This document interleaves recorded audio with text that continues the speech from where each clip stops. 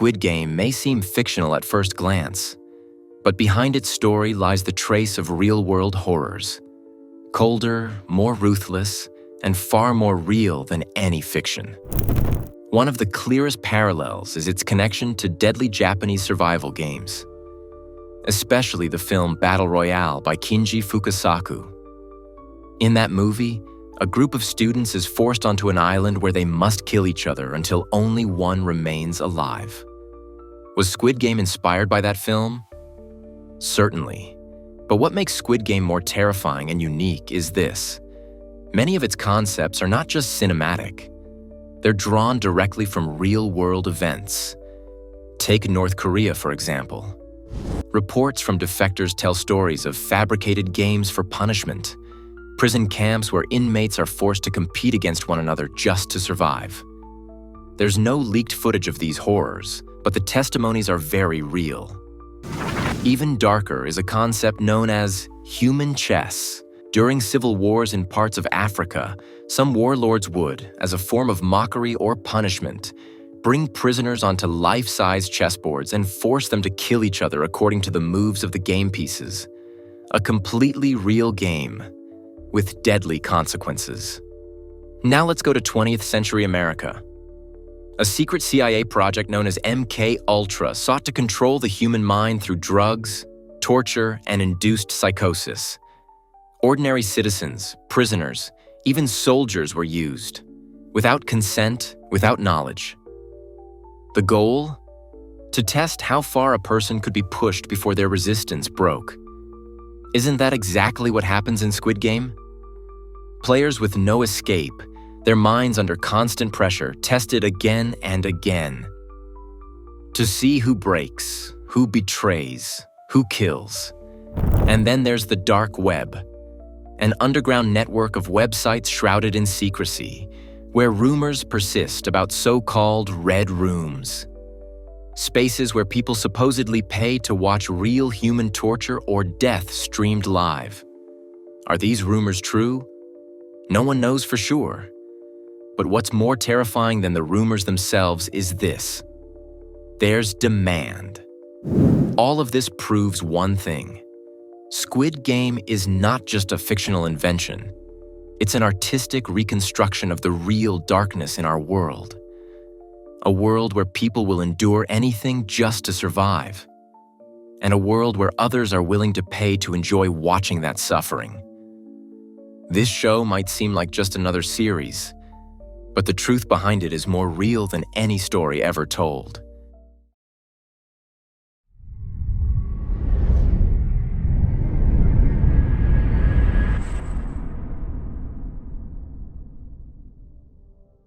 Imagine opening your eyes. You're in a strange room, footsteps echo, and a man in a black, emotionless mask is staring at you. Who is he? He's not just an ordinary guard. He's the front man, the commander of the shadows. Someone who not only enforces the rules of the game, but seems like a piece of hell's creators himself. But who's hiding behind that emotionless mask? And why does everyone in this game have to wear a mask? In the world of Squid Game, masks aren't just for hiding identities. They're symbols of class, power, and complete control. The circle masks, silent workers, like slaves who only follow orders. The triangle masks, armed guards, there to maintain order and suppress rebellion. The square masks, field commanders giving commands and carrying out punishments. And then, the black mask, the mask of the front man, someone who seems above them all, like a shadow watching over everyone. The players, the guards, even the viewers. But if you remember, in Season 1, we found out the front man was none other than Detective Hwang Jun-ho's brother. And that's where the mystery begins. A police officer who goes missing, only to return as the chief executioner? What led him to this point? Was he once a victim who became a killer? Or is this all part of a cycle? A game where whoever enters either dies or becomes the next frontman. We don't even know if the current frontman was the first. Maybe there were others before him. Maybe it's like a hidden system where the mask is passed down, generation after generation. And there's always someone behind it, keeping the truth buried. And the strangest part? The frontman, too, was once chosen, just like the players.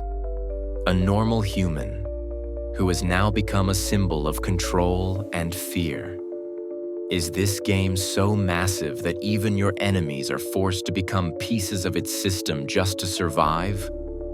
This is only the beginning.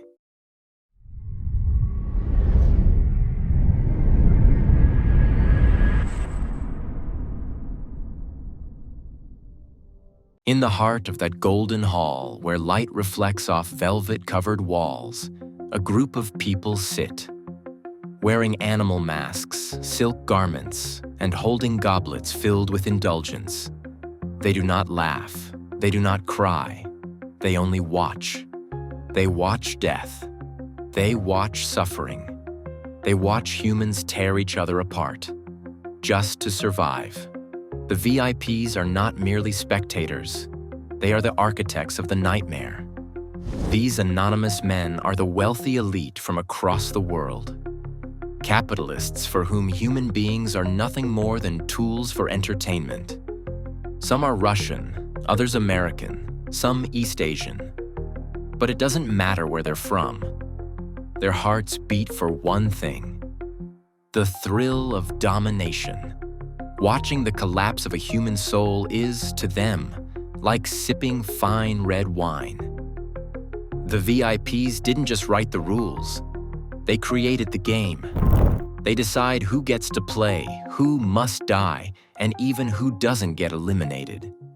Sometimes, a player survives simply because they're more entertaining.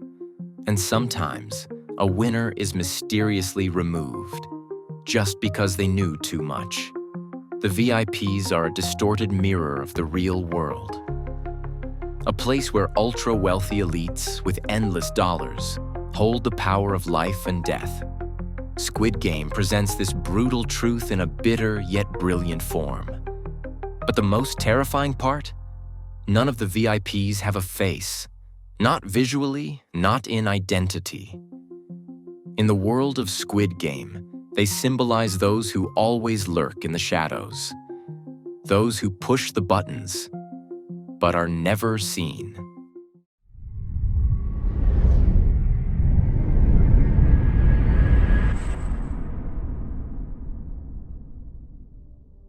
When you first watch Squid Game, it seems like everything is about money. 45.6 billion Korean won, an irresistible figure that grows with every death. Each death means more money. Each game is one step closer to freedom. But as the story progresses, you realize the game was never truly about money. Money is just the bait. A golden hook used to lure in people standing at the edge of the abyss. People who have nothing left to lose, except their lives. The game's designers, from the VIPs to the frontman, are after something else entirely. They're not just interested in who wins. They want to see how far humans can fall. How far are you willing to go to betray your values? How far would you go to sacrifice your friend? How much of your humanity would you abandon just to stay alive? Those to them really choose to enter the game? This is where the bitter truth comes to light. The goal of the games isn't just spectacle. It's not just entertainment. It's a pure, distilled reenactment of power and domination. They use human beings to prove a single point. In the end, everything collapses, and only the most ruthless survive. And at the center of this diabolical experiment, money is just a secondary tool. A way to provoke instinct, but not the real reason. The real motive is absolute control over the human mind, body, and conscience. To create a world where people volunteer to become slaves, And maybe that's the most terrifying part of Squid Game. That when you really think about it, you realize this isn't just a Korean series. It's a mirror, throwing the true face of today's world right back at us.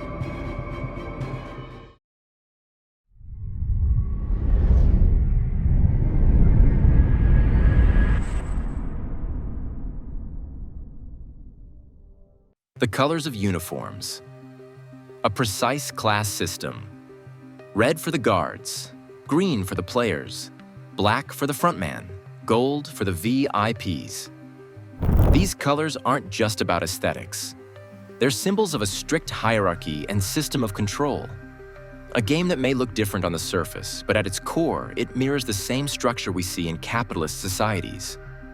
Red, the workers, those who have become instruments of violence. Green, ordinary people, victims of the system. Gold, the wealthy elite, ruthless and indifferent. Black, the faceless, nameless managers of power. It's an inverted pyramid of invisible authority, names and death order. A pre-written story. The name Gi-hun, the protagonist, carries a subtle clue. In Korean, Gai can mean game or strategy. He's the only player who not only plays, but actively tries to understand the rules. And as we see in the final episode, he's also the only one who leaves the game, and then comes back. Why? To fight the system itself. Even the order in which characters die has meaning. Characters like Ali, Ji Yong, and Se Byok represent honesty, innocence, and suffering. And all of them are eliminated before the end. A painful message. In today's world, the truly good people don't survive.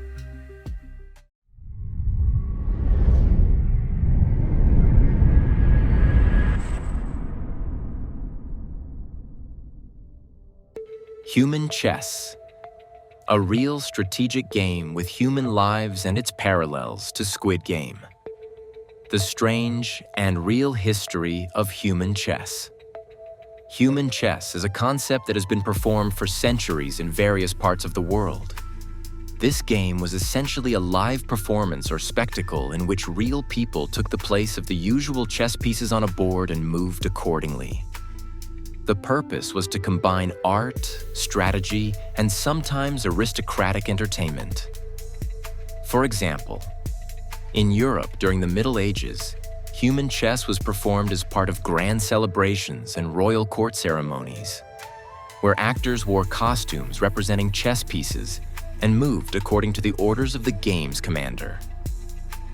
Similar performances existed in India and China, where live human chess displays were enacted, from theatrical game to deadly game. However, on some occasions, this game went beyond theatrical display and turned into dangerous and even deadly situations. Historically, there are instances where players in human chess were forced to face serious risks for survival or to carry out specific moves. Parallels with Squid Game. Although human chess is not literally played in Squid Game, the concept and theme of humans being pawns controlled by others is deeply present throughout the series. The Squid Game players are like real chess pieces, controlled in deadly games by the frontman and the VIPs. The players' decisions and movements, both in chess and in Squid Game, depend on the strategies and plans of others. The idea of sacrifice, control, and manipulation of humans is a key shared point between historic human chess and Squid Game. A deeper perspective. These parallels highlight how the concept of humans as pawns and being controlled by higher powers has been a frightening and very real theme throughout human history.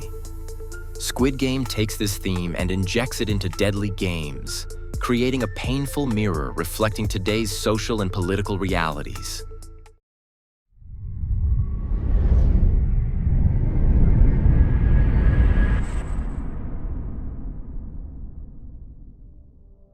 Real-life deadly games in Japan.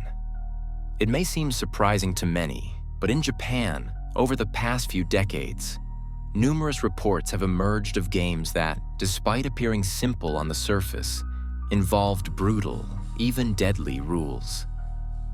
One of the most infamous was the death game, or Jingai Shokan, which was conducted in underground circles. These games often served as psychological and physical endurance tests, but participants were regularly subjected to severe emotional strain, sometimes resulting in irreversible harm. In recent years, there have also been reports of dangerous competitions in Japan where participants are forced to endure physical threats and even threats to their lives. These grim realities act as a mirror and, arguably, an inspiration for the creation of Squid Game. Forced and terrifying games in North Korea. North Korea, a country from which almost no information escapes, has long been rumored to host deadly contests staged as tools for loyalty training and population control. These games are not only brutal, but participants are pressured to display behaviors deemed acceptable by the regime. Failure often results in death. Reports suggest that participants are deliberately placed in catastrophic scenarios designed to send a chilling message to the wider society. The dark web, hidden and horrific games. Deep within the shadows of the internet lies the dark web, a realm notorious for hosting illegal and disturbing activities. Among them are whispered accounts of real-life death games and horrific gambling events involving actual participants. These games are often organized by anonymous individuals or underground groups, with the sole purpose of entertainment at the cost of human life. Players are drawn in by financial desperation or coercion, and once inside, there is no escape.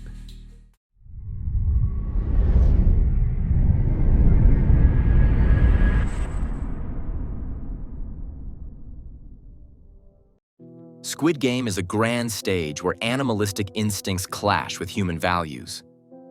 But sometimes, right in the middle of this battlefield, there's someone who doesn't fight. They don't kill, don't run, don't escape. They simply stand still. And that stillness seals their fate. It might seem strange, but some players consciously choose to lose. Not out of weakness, boredom, or fear, but because they realize this game isn't worth winning. Remember the marble game? The scene where Ali, the show's innocent and kind-hearted character, gets deceived while trusting completely? That's a death born of naivete. But beside it, there's another kind of death. When a girl named Ji Yong gives up the game without even trying, so her new friend can live. That moment isn't just heartbreaking. It's a flicker of light in total darkness. A place where someone, in a world built on betrayal and death, still chooses to stay human. But why would someone make such a decision? The answer lies in one word: hopelessness. A person who has nothing left to lose may see death as a form of freedom. Ji Yong has lost everything in life. And when she meets Sai Byok, it's the first time in a long time that someone talks to her, listens to her, treats her like she exists. In that moment, she decides that Sai Byok deserves to live, even if it means she won't. This isn't some grand act of heroism. It's a painful choice, a quiet rebellion against a system that forces people to destroy everything just to survive. Interestingly, the show's director has said multiple times, some players knew they weren't going to win, but still, they joined the game, because for them, this death was better than a meaningless life in the real world. And that's where Squid Game turns into a mirror of real society. People who, in reality, take their own lives because of economic pressure, injustice, loneliness, and 1,000 invisible pains that have drained life of its meaning. Here, death isn't an end. It's a choice. a way to return to dignity, to ensure that their final decision at least truly belonged to them.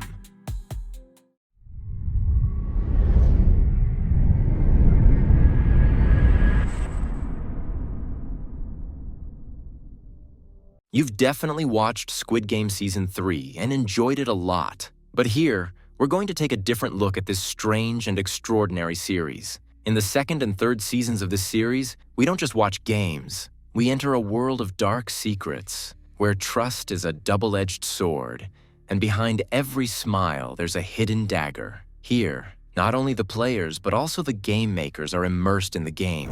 When the frontman himself steps onto the field, you can no longer tell the difference between the rival and the game's owner. This means the system itself is collapsing. Now together, we step into the dark and mysterious world of Squid Game's second and third seasons. A place where every game is more than just a simple game. Every move is more than just a simple step. And every breath is a battle between light and darkness. The first game. When a giant doll is involved, you shouldn't expect a childish game. This doll is the guardian of life and death. With every green blink, thousands of breaths move forward. With every red blink, thousands of breaths are cut off forever. The first game was a recreation of a nightmare, but the difference this time was that an experienced survivor, number 456, was in the field. Someone who never wanted to be prey again. This seemingly simple game served as a ruthless test of adaptation to society's rules. Some easily obeyed the orders and played along. Some stood and resisted, losing their lives. Here, the meaning of trust and blind obedience becomes clear. And the dark truth is that even those who think they will win are actually bargaining with a greater system. A system that devours their lives. Number 456, as the only previous survivor, symbolizes an experience that either saves a person or ignites collective rage. The second game was the hardest test of unity. Players had their legs tied to each other and had to pass through games everyone experienced in childhood. But this time, every move carried the weight of betrayal and alliance. And a hidden secret. The front man, creator of these games, himself teamed up with number 456. A sign that the game was out of control and the system was devouring itself.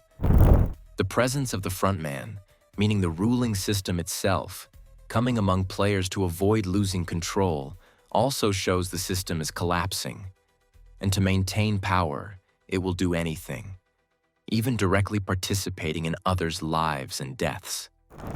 The third game was the music of death. The music started. Players waited, ready for alliance or betrayal.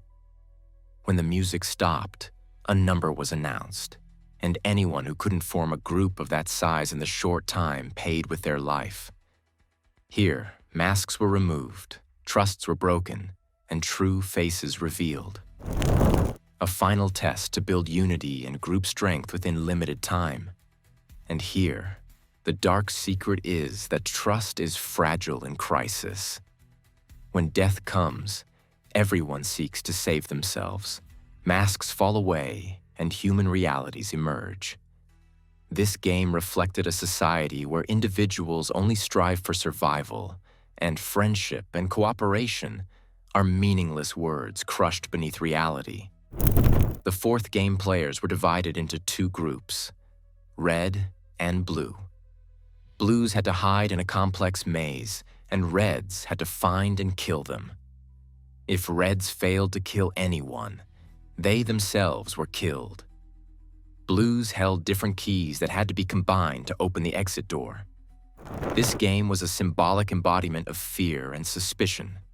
When pressure and death are near, people divide into two groups, hunters and prey. But the main point is that even in the hunter group, trust does not exist because individual survival has become more important than collective survival. Betrayal number 100 symbolizes the complete collapse of ethics and the disintegration of the human cooperation system. He represents those who, in oppressive systems, stab their teammates in the back to gain power and wealth. And the more painful truth, those who become victims cannot even trust their closest ones. The fifth game players had to cross a narrow rope bridge, but the rope in the middle rotated rapidly, making crossing dangerous. Anyone who wanted to win the prize had to take risks. Number 456 became a hero by saving a newborn girl, but other players were willing to push rivals down and even risk their own lives to win.